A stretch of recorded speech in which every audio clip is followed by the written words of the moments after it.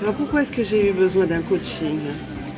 Parce que j'avais perdu de l'assurance et j'avais l'impression de tourner en rond dans ma vie et de ne pas avoir de perspective maîtrisée de la situation. Alors donc j'ai choisi Sophie Simonet parce que je savais qu'elle était, c'est quelqu'un qui est très vivante, qui est active, qui est enthousiaste et elle est très professionnelle. Donc Sophie Simonet maîtrise son sujet, elle a maîtrisé le sujet sur le sujet que j'ai abordé avec elle. Donc c'est le sujet justement du coaching pour ne pas tourner en rond. Et comme c'est quelqu'un qui me donne envie de dépasser mes objectifs, rien déjà d'apparence. Alors quand je lui ai parlé de mon projet d'être coachée, donc elle a répondu favorablement à ma demande.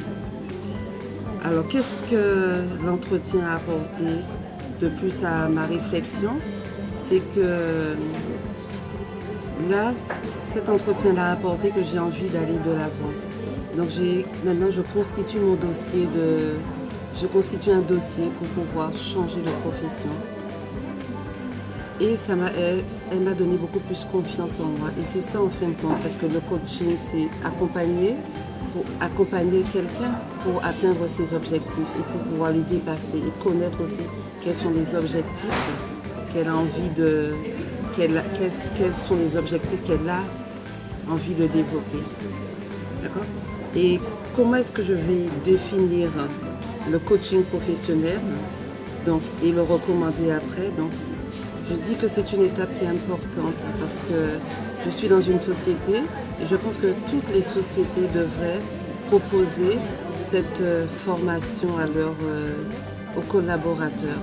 Puisqu'il arrive un moment dans sa carrière professionnelle où on se laisse envahir, engloutir. On dit oui, tiens, cette personne est plus importante que moi, c'est mieux parler.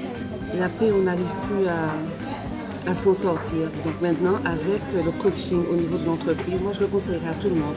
Il faudrait le faire tous les 3 ans, tous les 5 ans, pour permettre à chaque collaborateur de pouvoir changer de métier, changer de fonction et évoluer et avoir toujours, entre guillemets, cette capacité à être réactif.